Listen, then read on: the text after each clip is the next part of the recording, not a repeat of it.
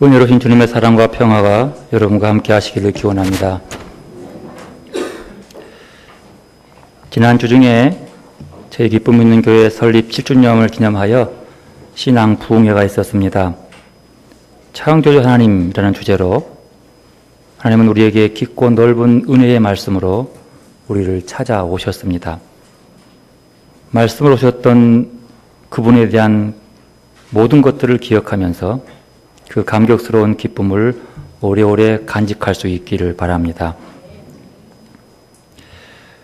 창세기의 말씀을 보면 창세기가 인간의 역사와 대비할 수 있도록 세상적인 역사와 같이 견줄 수 있도록 되어 있는 본문은 창세기 12장부터입니다.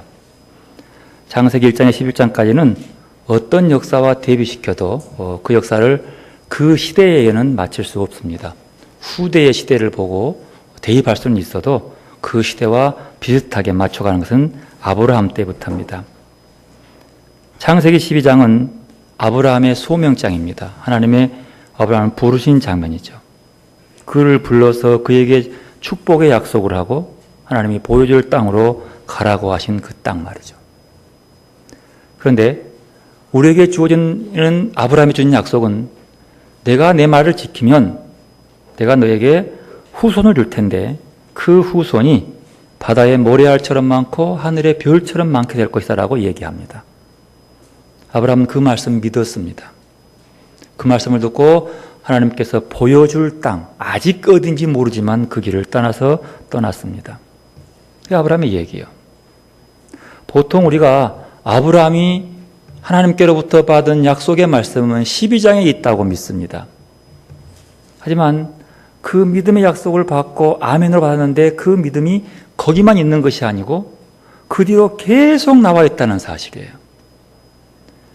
아브라함은 믿음을 가지고 가나안 땅으로 하란에서 옮겨갔습니다. 그러나 그는 자신의 믿음 안에 갔지만 여러 가지 시험과 여러 가지 어려움들이 그를 맞이하고 있었습니다. 그래서 하나님께서 가기를 시험 하나 보구나 믿음으로 그 시험을 승리하고 싶었습니다. 그러나 다른 각도로 보면 하나님이 아브라함의 믿음을 시험하신 것이 아니라 하나님의 약속을 믿는 아브라함이 하나님을 시험하고 있었습니다. 이해되십니까? 아브라함이 하나님을 시험하고 있었던 거예요. 왜요? 하나님이 하신 말씀은 한 번의 말씀은 결코 변치 않습니다. 꼭 지키시는 분이에요. 그런데 아브라함은 그 약속의 말씀을 붙잡고 아멘하고 걸어가고 있는데 앞에 문제가 생깁니다. 기근이 생기고 어려운 궁지에 몰리고 그때마다 이 약속이 믿을 수 있는 건가? 의심하기 시작하는 거예요. 하나님의 말씀을 100% 믿을 수 없기 때문에 그때마다 아브라함은 하나님께 시험했어요. 그런데 그 시험 앞에서 하나님은 성실하게 응답해 줍니다. 야, 이거 믿을만 한 거야. 이 말 믿으라고 여러 가지 증거를 통해서 말씀해 줍니다. 하나님이 보여줄 축복의 땅 가나안 땅에 도착했는데 얼마 지나지 않아서 흉년이 들었습니다. 가뭄으로 모두가 다 목말라 죽어갑니다. 그때 아브라함은 드디어 이 땅이 아닌가 보다 싶어서 애굽 땅으로 옮겨갑니다. 애굽은 풍요로운 땅이었거든요. 나일강에 기적이 나는 땅이었거든요. 그 당시 가뭄 땅으로 힘들었던 팔레스타인 사람들 중에 아니 그 많은 아프리카나 중동 사람들 중에서 사람은 태어나면 애굽으로 가야 돼 이럴 정도의 풍요로운 곳이었습니다. 그래도 하나님이 내게 보여줄 땅은 이런 땅은 돼야 되는데 이렇게 쉽게 가뭄을 들어버리면 어찌하겠느냐 라는 마음으로 그 길을 떠나갑니다. 그곳에서 문제가 생깁니다. 그리고 여러 가지 우욕 중에서 그곳에서 또 하나님이 계심을 믿고 돌아옵니다. 그런데 문제는 나이가 들어갑니다.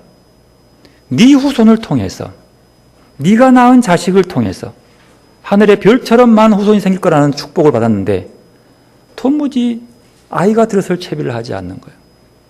나이는 점점 들어갑니다. 당황스럽습니다. 아닌가 보구나. 그러면 얼른 내가 내 후사를 맞을 상속자를 찾아야 되겠구나. 그 당시 법에 의해서 자기의 종 중에 하나인 총명했던 엘리에셀을 택합니다. 약속하죠. 내 후손 받아라. 이 아브라함의 행동, 하나님의 약속을 성취하기 위해서 상속자를 만드는 모습 보고 하나님께서 뛰어옵니다. 아니라고. 그게 아니다. 네 상속자는 그렇게 네가 정하는 게 아니고 네 몸에서 날 자식이라고 15장에 얘기합니다. 네 멀짝이라고. 아브라함이 그 말 듣고 그런 거 보구나 라고 싶었습니다. 그런데 아브라함이 또 시간이 지나간데도 기미가 없는 거예요. 내 몸이 날 자식이라. 엘리에셀 아니면 안 되겠네 싶어서 고민하다 보니까 이미 사라는 아이를 낳을 수 있는 나이가 넘어가 버린 거예요. 이거 어떡하지? 이게 하나님의 말씀, 이거 실없는 말씀이 돼버리면 누가 그 분을 믿겠노? 하나님의 약속의 말씀을 이루기 위해서 고민하다가 사라의 지혜로 사라의 몸종인 하가를 데려다가 결국 아브라함의 몸에서 난 자식 이스마엘을 낳습니다. 16장이요. 이스마엘을 놓으니까 하나님께서 깜짝 놀라서 다가옵니다. 이게 무슨 일이냐? 이거 큰일 났구나. 다시 한 번 더 그에게 하나님께서 약속을 해줍니다. 여러분, 아브라함이 하가를 낳게 된 것은요, 도저히 상식적으로 맞지 않는 하나님의 약속 때문이었어요. 이해가 안 되는 거예요. 생물학적인 나이로 이게 불가능한 일이거든요. 그래서 그 약속을 아무도 몰래 하나님 욕 안 얻어먹기 위해서 머리를 쓰고 지혜를 발휘한 것이 하가를 택한 거예요. 근데 정말 자식을 낳았어요. 아, 됐구나. 이제 이러면 하나님의 약속의 말씀이 명분이 서겠지라고 생각한 거예요. 그런데 드디어 이 얘기를 바라보면서 하나님께서 아픈 마음으로 할례를 행하게 하면서 이렇게 또 얘기를 합니다. 창세기 17장 15, 16절 함께 읽어보겠습니다. 창세기 17장 15, 16절입니다. 하나님이 또 아브라함에게 이르시되 내 아내 사레를 이름을 사레라 하지 말고 사라라 하라. 내가 그에게 복을 주어 그가 내게 아들을 낳아주게 하며 내가 그에게 복을 주어 그를 여러 민족의 어머니가 되게 하리니 민족의 여러 왕이 그에게서 나니라. 이건요, 이스마엘을 낳아놓고 이 하다 보니까 아이고 그게 아니라고 하나님께서 다시 한 번 더 좀 확대하고 분명하게 하도 얘기 안 되니까 네 봐, 네 아내 사레가 이제 사라가 되는데 큰 민족의 어머니가 될 거야. 그 뭐예요? 분명히 네 아내 사라라니까? 근데 생물학적인 나로는 안 돼. 사라가 안 되는 거예요. 그래, 그 얘기를 듣고 나니까 아브라함이 그 반응이 재밌습니다. 17절 읽어볼까요? 아브라함이 엎드려 웃으며 마음속으로 이르되 100세 된 사람이 어찌 자식을 낳을까? 사라는 90세니 어찌 출산하리요? 내가 읽어봐도 말이 안 돼요. 어떻게 90세 할머니가 애를 낳는다는 거예요? 이걸 받아들이기가 힘든 거예요. 무엇으로 이름으로? 인간적인 모든 것들을 다 활용해도 아무리 기적적 얘기를 해도 이놈의 기적 얘기는 이해가 안 되는 거예요. 그래서 아브라함이 엎드려 뭐 했어요? 웃었어요. 이 웃음이 어떤 웃음일까요? 이 웃음이 야, 내가 100살 때 아버지가 되겠네. 이런 행복이 어디 있나? 웃음일까요? 아니면 아니 이게 하나님에게 너무 터무니없네. 아이고 이거 실소를 금치 못한 비웃음일까요? 그냥 헛웃음 같은 거예요. 호호 이거 참 너무 황당하니까 뭐밖에 안 나와요? 웃음밖에 안 나와요. 전혀 기쁨이 아니야. 웃음밖에 안 나오는 거예요. 그러면서 아브라함이 하나님께 충고합니다. 아니 권고합니다. 이렇게 하나님을 충고하면서 하나님 생각 좀 바꾸시죠 라고 얘기합니다. 18절 읽어보십시다. 아브라함이 이에 하나님께 아뢰되 이스마엘이 나 하나님 앞에 살기를 원하나이다. 그러면 하나님 이제 우리는 안 되는데 내 몸이 난 자식 맞잖아요. 이건 뭐 내 몸 자식인데 이스마엘이 하나님 앞에서 잘 살고 상속받고 살게 하면 하나님 말씀 이루어진 거 아닙니까? 그렇게 하시죠. 하나님한테 충고하는 거예요. 하나님, 이 정도 돼도 하나님 약속 지킨 겁니다. 이렇게 얘기하는 겁니다. 하나님께서 이 말 앞에 화를 내지 않으십니다. 이 말 앞에 당황하지 않습니다. 그리고 다시 한번 더 확인시켜 줍니다. 19절 읽읍시다. 하나님이 이르시되 아니라 내 아내 사라가 내게 아들을 낳으리니 너는 그 이름을 이삭이라 하라. 내가 그와 내 언약을 세우리니 그의 후손에게 언약한 영원한 언약이 되리라. 이제 이 정도면 믿어야죠. 아니다. 네 아내 사라가 아이를 낳을 텐데 그 아이의 이름까지 지어줘요. 이삭. 물어볼게요. 이삭의 이름 뜻이 뭐예요? 여기 나오잖아요. 밑에 3 뭐라고 그래요? 웃음이요. 자, 보십시다. 하나님이 아브라함에게 야, 사라에서 날 것이다 그러니까 엎드려서 뭐 했어요? 웃었어요. 그 아브라함의 웃음에 하나님께서 사라에게서 날 자식의 이름이 뭐예요? 웃음이다. 이 두 웃음의 차이는 뭘까요? 첫 번째 웃음은 헛웃음이에요. 헛웃음은 그 웃음이 웃음 같지 않다는 거예요. 두 번째 하나님 말하는 이삭이라고 하는 그 웃음은 네가 그렇게 비웃는 그 웃음이 참 웃음이 뭔지 보여줄게. 그게 이삭이야. 이걸. 진짜 걔가 웃음이야. 이런 웃음이 하나님 준 웃음이야. 그 뜻이에요. 여러분, 웃음이라고 하는 것은 그 사람의 심리 상태를 여러 가지를 말해준다고 합니다. 그 웃음에 대한 웃음학이 있어요. 뭐 재판받은 전 대통령도 웃더라고요. 근데 그 웃음의 말들이 진짜 많잖아요. 웃음은 다 똑같은 게 아니에요. 어떤 마음으로 웃냐에 따라 달라지는 거예요. 여기서 참 재미있는 것은 아브라함의 비웃음, 실소, 이 웃음이 하나님은 오히려 네에게 진짜 웃음을 주겠다 이삭을 준다 얘기하는 거예요. 이름까지 나왔어요. 그러면서 아직까지 아브라함은 거기에 대한 믿음이 부족합니다. 90세의 아들을 낳다니 이게 이해가 안 되는 거죠. 그런데요, 문제는 뭐냐면 하나님은 여기서 참 넓은 사랑하신 분임을 보여줍니다. 왜냐하면 이스마엘이 낳았다고 충고하는 아브라함에게 아니라 사라에서 태어난 이삭이라고 얘기를 하시면서 20절에 보면 이스마엘에 대한 얘기를 합니다. 그리고 20절을 보면 이스마엘이 태어난 것은 하나님의 뜻이나 계획에 없었다는 사실을 보여줍니다. 20절 읽어보십시다.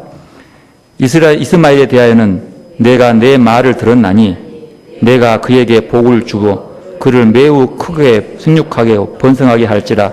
그가 12두령을 낳으리니 내가 그를 큰 나라가 되게 하려니와. 21절 내 언약은 내가 내년 이 시기에 사라가 내게 아들을 이삭을 세우리라. 아까 지금 이스마엘에게는 없었는데 아까 네가 말했잖냐. 이스마엘 보고 18절 말하니까 내가 네 말 들어인지 안다. 네가 그렇게 네 마음대로 아들을 낳냐. 이스마엘은 하나님의 계획이 아니라 아브라함의 계획 따라 만들어진 아이예요. 좀 안 좋은 말하면 사생아야. 그럼에도 불구하고 그래 내가 네 말 걔 들었지만 내가 그날 걔 안 버릴 거야. 그러면서 뭐라 그래요? 내가 그에게 복을 주겠다고. 매우 크게 생육하고 번성하게 하겠다고. 그리고 그 후손에게 12두령을 낳게 해주겠다. 이스라엘 몇 지파예요? 12지파예요. 동일한 복을 주겠다고 하는 거예요. 그럼에도 불구하고 이스마엘 아니라 누구라고요? 아직 임신도 안 된 사라의 몸에 태어날 그 아이를 얘기하는 거예요. 그래, 네가 지금 내 계획을 이해 못해가지고 어쩌면 내 입장에서는 실수로 난 자식이지만 그래도 내가 그에게 복을 주겠다. 이게 하나님의 사랑인 거예요. 하나님의 계획을 이루어가는 사람이 실수했더라도 실수에 생긴 그 아이를 버리거나 내치거나 무시하지 아니하고 그를 인정해주고 존중해주고 후에 태어날 이상만큼 축복해주는 하나님. 이게 우리 하나님의 모습인 겁니다. 그러면서 그래 놓고 근데 걔가 아니고 내년 이맘때에 진짜로 내게 사라를 통해서 낳을 자식 이삭을 내가 낳게 하겠다. 진짜 네 비웃음이 어떤 웃음이 진짜인가 내가 보여줄게. 내년 이맘때 말이야. 그러니까 뭐라는 거예요? 그러니까 제발 좀 내 말 의심하지 말고 그대로 믿어라. 아브라함은 아직도 믿지 못합니다. 답답하게. 그러면 네 후손이 태어나면, 이제 그 다음 나오죠? 태어나면 모두 할례를 행해라. 증거를 보여줄게. 그렇게 말해도 아브라함은 아직 믿지 못합니다. 다른 건 다 믿어도 하나님, 이건 못 믿겠습니다. 그렇게 얘기합니다. 그래서 18장이 나오기 시작합니다. 드디어 18장 1절 보면 여호와께서 마므레의 상수리 나무들이 있는 곳에서 아브라함 나타나시사. 누가 나타나세요? 여호와께서, 하나님께서 직접 상수리 나무, 마므레는 헤브론이에요. 헤브론에 있는 그 상수리 나무 아래에서 아브라함에게 나타났습니다. 찾아오시는 거예요. 그런데 아브라함은 그가 하나님인 줄 모릅니다. 그리고 저 건너편에 바라보니까 3명이 서 있는데 보니까 나그네 같아. 이 뙤약볕에 보니까 저게 먹을 것도 없고 손님 같은데 누가 영접한 사람도 없는 거예요. 아브라함의 그 따뜻한 마음이 뛰어가서 2절 보면 그 앞에 뭐예요? 땅에 몸을 굽혀 인사했다는 거죠. 영접하고 인사한 다음에 뭐라 하냐면 내 주여 내가 주께 은혜를 입어 싸우면 원하건대 종을 떠나 지나가지 마옵소서. 여기서 내 주여는 하나님을 고백한 것이 아니라요. 그냥 선생님, 우리말로 하면 선생님, 그냥 모르는 사람에게 존칭을 써주는 거예요. 식당 가면 서빙 아줌마 보고 뭐라요? 이모 그러잖아요, 다. 이모가 아닌데 이모라고 그래. 그냥 존중해서 이모, 이 손 주는 거예요. 똑같아요. 모르는 사람인데 그냥 말할 수는 없고 선생님 그 뜻이요. 주님, 주여 그 뜻이요. 근데 당신이 내가 좀 영접할 때 좀 받아주시오. 당신 보니까 발도 좀 먼지가 묻었는데 내가 발 좀 씻어줄 테니까 허락해 주시오. 물도 물 테니까 내가 좀 물 좀 먹으시오. 내가 대접할 때니까 좀 봐주십시오. 왜요? 이렇게 나그네를 대접하면 하나님이 내게 복을 주기 때문에 내가 좀 복받게 제발 내가 베푼 좀 이 섬김을 좀 받아주십시오라고 부탁하는 거예요. 그러면서 말하죠. 5절에 보니까 그래, 네 말대로 그럼 그리 해라. 아직까지 하나님인지 모릅니다. 지금 하나님하고 좀 천사가 둘이 와 있는데 아직 몰라요. 그런데 지금 한다는 거예요. 그 말 듣고 얼마나 기뻤는지 아브라함이 6절 보십시오. 아브라함이 급히 장막으로 가서 사라에게 이르되 속히 고운 가루 3쌀에다가 반죽하여 떡 즉 빵을 만들어라. 얼른 만들어. 그래 놓고 그 다음에 가축대에 있는 곳을 가가지고 뒤에 보면 송아지예요. 송아지 한 마리를 잡아가지고 좋은 송아지 잡아가지고 하인에게 주면서 야 빨리 잡아서 요리해. 아니 그 지나간 나그네 대접하는데 이게 그냥 물 한 모금 뭐라 해놓고는 점심 대접한다 그러면서 막 송아지를 잡아버려. 엉킨 젖 하고 봤더니 이건 치즈더라고요. 치즈예요. 딱 맞는 치즈하고 우유 가져와가지고 이제 차려놓고 먹게 합니다. 이게 아브라함의 섬김이에요. 이 섬김은 정말이지 그가 지금까지 살아온 몸에 밴 모습이에요. 나그네를 점점 섬겨주는 것. 그것이 자기에게 다가올 역의 복이라고 믿었던 것이 그때 당시 생각이에요. 아브라함의 섬김 참 중요하게 보입니다. 하지만 오늘 본문에서 더 중요한 것은 아브라함의 섬김이 아니라 이 18장의 핵심은 10절에 있습니다. 18장 10절 함께 읽어보겠습니다. 그가 이르시되 내년 이맘때 내가 반드시 내게로 돌아오리니 내 안에 사라에게 아들이 있으리라 하시니 사라가 그 뒤 장막문에서 들었더라. 17장 21절에 내년 이맘때라고 얘기했는데 아브라함이 안 믿는 거예요. 오죽이 안 믿으니까 하나님이 직접 찾아오신 거예요. 당신이 종에게 와서 찾아오신 거예요. 근데 찾아왔는데 하나님인지를 몰랐지만 그래도 그 아브라함의 마음 씀씀 앞에 하나님의 음성을 듣게 되는 거죠. 네 안에 사라가 어디 있냐? 19절에 물으니까 장막 안에 있습니다. 라고 하면서 얘기해요. 내년 이맘때에 사라가 아들을 낳을 것이다. 근데 장막 안에서 이제 사라가 그 얘기를 듣습니다. 여러분 한번 물어보십시다. 사라의 얘기 속에서 그 얘기를 듣는 사라의 반응은 12절에 나옵니다. 뭐라 그럽니까? 사라가 속으로 웃고 이르되 내가 노쇠하였고 내 주인도 늙었으니 내게 무슨 즐거움이 있으리요. 17장 17절에 아브라함이 웃으면서 하는 얘기와 거의 같습니다. 아니 내가 나이가 많았는데 뭔 소리야. 11절은 친절하게도 창세기가 설명합니다. 아브라함과 사라는 나이가 많아 늙었고 사라에게는 여성의 생리가 끊어졌는지라. 이 말은 아이고 하나님 그렇게 얘기해도 사라는 애 못 낳는데 그 얘기예요. 그러니까 웃는 것도 같은 거죠. 또 물어볼게요. 여기서 사라의 웃음은 어떤 웃음이에요? 아이고 내가 90에 애를 낳다니 이런 복이 어디 있어? 그런 웃음일까요? 아니면 도저히 이해할 수 없어가지고 이런 참 웃기네. 참 남부끄럽게 뭔 소리야 이게? 누군 놀리는 거야? 이런 정도의 웃음. 그러면서 헛웃음 짓고 있는 거예요. 여러분 보십시오. 아브라함과 사라가 공히 웃었습니다. 그런데 우리는 알고 있지만 뒤에 가서 보면 사라가 아이를 낳았어요. 그 아이 이름이 누구라고요? 그 뜻이 뭐라고요? 웃음을 낳는 거예요. 그러면 엄마 아빠가 웃어가지고 웃음을 낳았어요. 그럼 어떤 웃음이에요? 그렇죠. 이 웃음은 이 엄마 아빠의 웃음과는 다른 웃음이죠.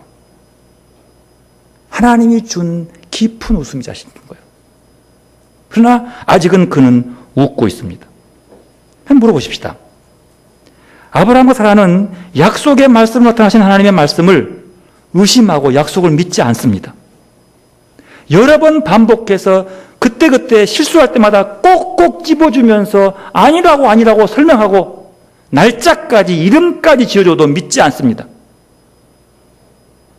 왜 믿지 않을까요? 왜 믿지 못했을까요? 바꿀까요? 왜 아브라함과 사라는 하나님께서 진지하게 말하는 축복의 말씀 앞에 실소를 금치 못하고 웃었을까요? 이게 찾아가야 됩니다. 그래야 우리도 웃지 않는 거예요. 왜 웃었을까요? 어렵지 않잖아요. 믿지 못한 것 때문이요. 왜 믿지 못했을까요? 왜 믿지 못한 걸까요? 나를 비우지 못했기 때문입니다. 내가 알고 있는 인간적인 지식을 비우지 못했기 때문입니다. 내 지식, 내 경험, 내 경륜, 지금까지 100살 되도록 경험했던 그 상황, 들었던 많은 소문들, 그 소문으로 꽉 채여 있는데 하나님이 아무리 말씀을 해도 들려오지 않습니다. 여러분, 지난 부흥회 때 창세기 1장 6절에 보면 하나님께서 궁창을, 아래 궁창과 육창을 나눴다 얘기하죠. 궁창의 뜻이 뭐라고 그랬어요? 궁창의 뜻이 뭐라고 했어요? 일주일 안 지났는데. 궁창의 뜻이 뭐라고 그랬어요? 둥근 공간. 그러면 텅 빈 둥근 모양의 공간이라는 뜻이에요. 궁창.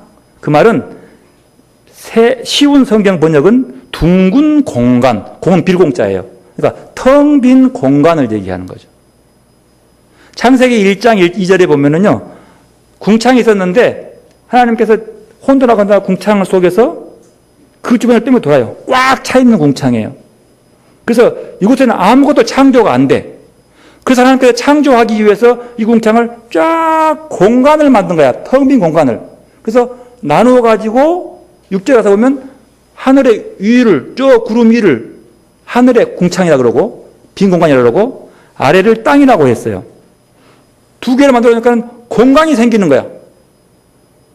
생기는데 땅에 내려다보니까 원래는 물이었는데요. 하늘에도 물이 차 있는데 하늘도 공간, 아래도 공간. 그리고 이 아래는 물속에도 아무것도 없는 그냥 공간만 생겼어. 공중에도 공간, 땅 위에도 아무것도 없는 공간. 그리고 그 텅 빈 공간을 하나님이 만들어요. 하늘에 별을 심어놓고 달을 심고 해를 심고 해와 달과 별을 만들어요. 그리고 땅에는 풀이 나게 하고 나무가 자라게 꽃이 피게 한 다음에 물속에는 물고기를 만들어 놓으세요. 그리고 공간 만들어 놓고, 그리고 다 만든 다음에, 아이고, 이것들 누가 관리하지? 그래가지고 뭘 만들어요? 사람을 흙으로 만들어요. 그리고 세워놓고 하나님 뭐라고 그래요? 보시기에 좋았더라. 그렇게 만들어놓고 보니까 왜 좋은 줄 아세요? 왜 아름다운 줄 아세요? 토브라고 하는 히브리 말로. 조화롭기 때문에. 조화롭기 때문에. 서로 만들어놓고 나니까 서로 자기 살 길을 사는 거야. 하루 살도 지 살 길을 살고, 풀 만들었지만 풀도 소가 뜯어먹었지만 죽었지만 그래도 또 살아내고, 참 좋다. 보시기 좋은 조화로움. 여러분, 창조론, 진화론 얘기하는데 원래 하나님은 지금도 창조하고 있습니다. 이것을 진화론적 창조 그래요. 그건 맞는 얘기입니다. 여러분, 구석기 시대와 지금 우리하고는 차이가 사람이 어때요? 다르죠. 구석기 때는 LED도 없었는데 지금 있어요. 누가 만든 거예요? 사람이 만들었지만 이만큼 진보시킨 거예요. 즉 발전시킨 거예요. 진화시킨 거예요. 점점 나는 어릴 때보다 지금이 더 나아요. 생각하는 것이. 그렇죠? 진화된 거예요. 누가 한 거냐면 하나님이 이렇게 진화시켜 놓은 거예요. 나를 만들었지만 점점 내가 새로워지는 거야. 여러분, 내가 날마다 새로워지지 않으면 뭐가 돼요? 바보가 되는지. 바보가 뭐예요? 나이는 20살인데 생각은 3살짜리야. 안 자라는 거예요. 날마다 내가 커가야 되는 거야. 내가 크는 게 아니요. 하나님이 키워주는 거예요. 새로운 창조야. 여러분, 오늘은 비슷하지만 어제하고 완전히 다른 새로운 날이야. 하나님이 만드셔서 나에게 선물로 준 날이 이 날이요. 이게 뭐예요? 새로운 창조예요. 이것을 진화론적 창조라고 그래요. 계속해서 아직 창조는 안 끝났어요. 계속 새로워지는 거예요. 예수 안 믿는 사람이 믿음으로 다가오기도 하고요. 성숙하기도 하고요. 잘하기도 하고요. 불평불만만 짠뜨린 사람이 갑자기 찬송과 감사로 바뀌고요. 이게 뭐예요? 진화가 되는 거예요. 그것을 새로운 피조물이라고 그래요. 새롭게 자라는 창조물이라고 그러는 거예요. 이렇게 만들어요. 텅 빈 공간. 여러분, 우리가 우리의 속을 비워내면 내 생각과 내 지식, 내 경험으로 하나님의 말씀을 들여오지 못하게 만든 것이 아니라 들어오면 하나님 우리를 아름답게 만드십니다. 공간 비워놓으니까 보시기에 좋게 만들어요. 하나님이 나를 그렇게 아름답게 만들기 위해서 지금도 우리에게 말씀합니다. 비워라. 비워내라. 네 갖고 있는 거 붙들지 말고 비워내라. 내가 그리는 것이 아무리 황당해 보여도 믿고 따라오라. 그게 네의 복이란다라고 말씀합니다. 여러분, 우리를 비워야 하나님이 우리 안에서 그 뜻을 이루어 가십니다. 더 나아가서 내가 지금까지 행한 업적을 지워야 합니다. 내 업적을 지워내지 않으면, 그 업적에 매여 있으면 하나님의 일을 이루어갈 수가 없는 거예요. 왜? 보십시오. 아브라함의 100살까지 사는 인생의 경험은 하나님이 그렇게 얘기하고 또 얘기해도 하나님 내가 다 믿겠어요. 근데 이것만 못 믿겠어요. 붙잡고 있는 거야. 왜? 못 버리고 있는 거야. 다른 건 다 믿을게요. 다 순종할게요. 그렇지만 제발 좀 부끄럽게 100살 묵은 노인한테서 애 하나만 하지 마십시오. 나 뭐 창피해 죽겠어요. 못하는 거야. 남 부끄러워서. 뭐예요? 그걸 비우지 못해요. 주님 뜻대로 하십시오라고 맡기지를 못하는 거예요. 비움이라는 거죠. 그러므로 우리가 하나님의 말씀을 믿지 못하는 데는 이유가 있습니다. 왜 못 믿어요? 비우지 못하기 때문이에요. 내 속에 뭔가 믿을 만한 빈 공간이 없기 때문에. 왜? 믿음은 하나님이 만들어주신 거거든요. 근데 내가 꽉 찼으면 아무리 만들어도 팽팽팽팽 돌아. 운행하시니라 한 것처럼 돌아. 믿어야, 믿고 비워야 하나님이 우리를 통해서 일을 하십니다. 여러분, 오늘 이야기를 통해서 보면 믿음이 얼마나 힘들고 어려운 일인지를 우리에게 보여줍니다. 여러분, 하나님 믿는 믿음은요, 우리의 일상적인 삶과 지각의 틀에 맞아 들어가는 합리적인 것이 아닙니다.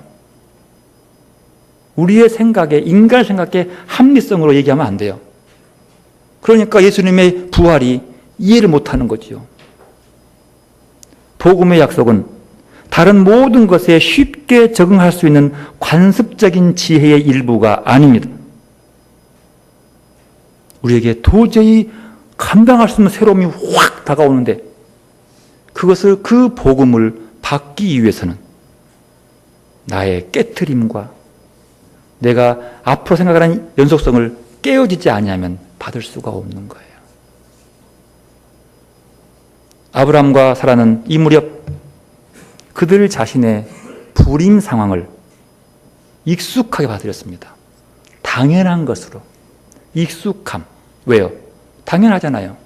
90에 뭔 애 난다고 그래. 당연히 그가 생각하는 미래는 그 익숙함에 푹 빠져 있는 거죠. 여러분, 우리의 삶에 익숙함에 물들어 있으면 새로움이 우리를 찾아와서 변화시키기 어렵습니다. 하나님이 역사할 수 없습니다. 하나님의 일을 찾을 때에 내가 경험한 익숙함 속에서 찾으라면 찾을 수 없습니다.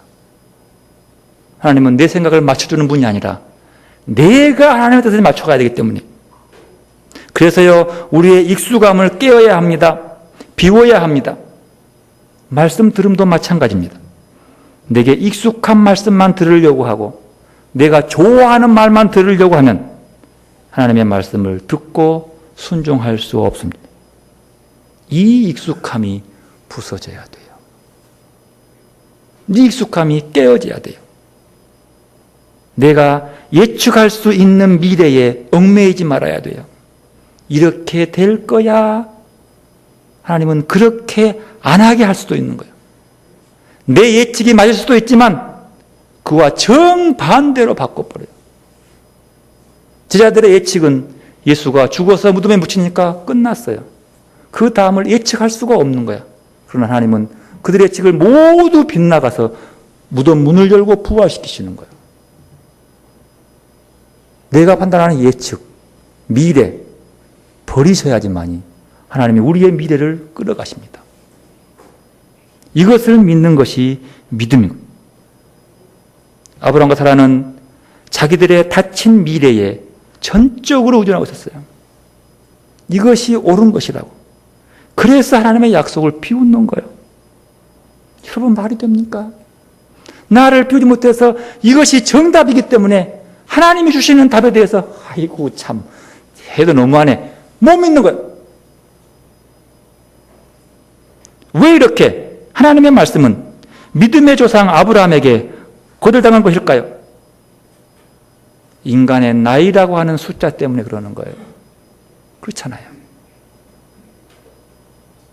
그러나 우리가 여기서 다시 한번 믿음에 대해서 확인할 필요가 있습니다. 믿음이 무엇입니까? 하나님을 믿는 믿음이 무엇입니까? 그 믿음은 인간의 모든 한계를 넘어서는 것을 믿음이라고 합니다. 즉, 믿음은 하나님의 가능성을 믿는 것입니다. 즉, 하나님의 가능성을 의지하며 살아가는 것이 믿음입니다. 아브라함의 이런 반응은 충분히 이해할 수 있습니다. 그러나 하나님은 우리를 향한 하나님의 가능성을 보고 믿으라고 말씀합니다. 인간의 불가능성에 얽매여서 그것에 발목 잡혀 한 발자국도 앞으로 나아가지 말고 하나님 만드시는 죽은 자를 살리시는 그 가능성을 믿고 따라오라고 말씀하시는 거죠. 인간의 불가능성 때문에 하나님의 가능한 미래를 닫아버리지 말라고 말씀합니다. 여러분, 인간의 불가능성을 하나님의 가능성을 믿고 이 가능성을 버리시길 바랍니다. 가능성을 붙잡아야 되는 거예요. 이렇게 인간의 한계에 붙잡히는 아브라함에게 하나님의 저항할 수 없는 대답하지 않으면 안 될 질문을 합니다. 14절 함께 읽읍시다. 여호와께서 능하지 못한 일이 있겠느냐? 기한이 이를 때에 내가 내게로 돌아오리니 사라에게 아들이 있으리라. 이렇게 말씀한 다음에 늙고 비웃는 그들에게 말합니다. 한번 물어볼게. 하나님께 능하지 못한 게 있느냐? 이 말은 저항할 수 없이 답변해야 합니다. 지금 사라의 마음속에는 못할 것이 없습니다. 불가능이 없습니다. 하지만 내 이 늙은 몸에서 애 낳는 것만은 그건 불가능합니다 라고 말해요. 여러분, 이것은 하나님을 하나님 되게 하지 않는 겁니다. 하나님께 자유하심을, 하나님의 자유를 우리가 얽어매는 거에 되는 거예요. 다 믿습니다. 하지만 하나님, 이것만큼은 아닌 것 같아요. 또 한편 묻습니다. 여호와께서 능치 못할 일이 있겠느냐? 아니요, 그렇지 않습니다. 하나님께서는 불가능한 없습니다. 이렇게 응답한다면 이것은 하나님의 자유하심을 받아들이는 거죠. 이것은 자신과 자신의 세계를 오직 하나님께만 온전히 맡기는 것을 의미합니다. 내 세계, 내 상황 세계, 그것들을 다 맡겨버리는 거죠. 이외 질문에 대한 답변은 결코 쉽게, 가볍게 이루어지지 않습니다. 본문의 이야기가 우리의 답변을 통해서 기대하는 것은 은혜를 베푸시는 하나님께 완전히 굴복하는 일이고, 우리의 삶에 대한 주도권을 전적으로 하나님의 손에 맡기는 일입니다. 하나님은 인간의 불가능한 것들을 가능하게 만드신 분이십니다. 이 하나님을 여러분 믿음으로 받으시기를 바랍니다. 믿음으로 받기 위해서는 내 것을 비우십시오. 이렇게까지 얘기하고 질문했음에도 불구하고 15절에 아주 재밌는 변명들이 나옵니다. 읽어봅시다. 15절. 사라가 두려워서 부인하여 이르되 내가 웃지 아니하였나이다. 이르시되 아니라 네가 웃었나이다. 웃었느니라. 하나님하고 지금 사라하고 다투고 있는 거예요. 나 안 웃었어요. 그러니까는 네 웃었잖아. 뭐 이렇게 이상해요 지금. 아까 웃어놓고 안 웃었단 말이에요. 좀 들어가면 증거 대세요. 증거 있어요? 막 그렇게 나와요. 지금 이 상황이 되는 거예요. 재밌는 표현이에요. 이게 무슨 말이에요? 아직 사라는 하나님을 못 믿고 있는 거예요. 이 말씀을 못 믿고 있는 거예요. 다 믿겠는데 이건 이해가 안 되는 거예요. 여러분,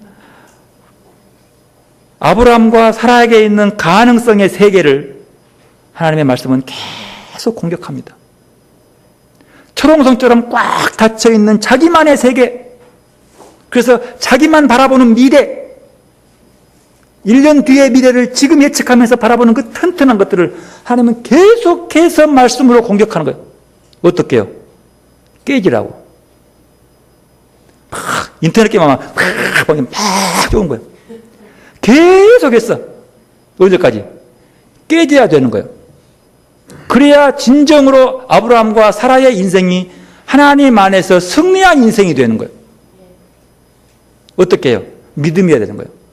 믿음은 의지하는 거예요. 이 말씀도 의지하는 거예요. 의지해 가는 거예요. 여러분, 불신앙의 웃음이 하나님의 질문 안에 감추어진 초청을 거부하고 있는 거예요. 하나님은 계속해서 공격합니다. 물론 하나님은 사라와 아브라함이 응답하지 않아도 하나님의 구원의 역사를 이루어 가십니다. 그런 분이에요. 하지만 이렇게 마지막까지 기다리면서 말씀하고 있습니다. 하나님의 말씀은 이미 선포되었습니다. 사라와 아브라함과의 이 이야기를 듣는 우리 청중 공동체는 약속 이전의 삶에 얽매여 살아서는 안 됩니다. 이야기가 끝나가는데 사라와 아브라함은 아직 그 말씀을 받아들이지 못하고 믿지 못하는 이 슬픈 현실. 여러분, 이것이 우리일 수 있습니다. 성경은 말합니다. 약속하신 그것을 또한 능히 이루실 줄을 확신하노라라고 성경은 말합니다. 우리가 준비되었냐 안 되냐 그게 중요하지 않습니다. 하나님은 그 약속을 이루시기 때문에 그저 믿는 것입니다. 사랑하는 성도 여러분, 우리의 믿음을 한번 점검해 보시기를 바랍니다. 하나님의 약속한 모든 것은 꼭 이루어진 것임을 알고 우리도 하나님의 약속의 말씀을 붙잡고 새 힘을 얻어야 하겠습니다. 그 약속의 말씀을 붙잡고 새로운 공동체를 만들어 가야 하겠습니다. 왜냐하면 하나님의 약속하신 대로 우리는 날마다 우리를 새롭게 하시는 분이기 때문입니다. 그 새로움에 응답해서 주님과 더불어서 이전 것은 지나가고 새로움 속에서 행복해하는 여러분들이 되시기를 바랍니다. 하나님의 기도의 응답은 약속하신 것 아닌 건 응답하지 않습니다. 할 수도 있지만 하나님의 약속이 이루어지는 거예요. 내 욕심을 그래서 듣지 않는 거지요. 약속의 말씀을 붙잡을 수 있기를 바랍니다. 사랑하는 성도 여러분, 오늘 하나님의 약속의 말씀을 믿음으로 받아들임으로 우리의 삶을 늘 새롭게 하시는 창조자 하나님께 나를 텅 비워서 그 말씀을 영접하고 여러분의 삶이 날마다 하나님이 허락하신 새로운 평화와 은혜와 사랑과 감사를 느끼며 행복한 하루의 날들이 되시기를 바랍니다. 이제 겸손히 기도로 나가십시다. 우리 다 같이 한번 우리의 손을 가슴에 한번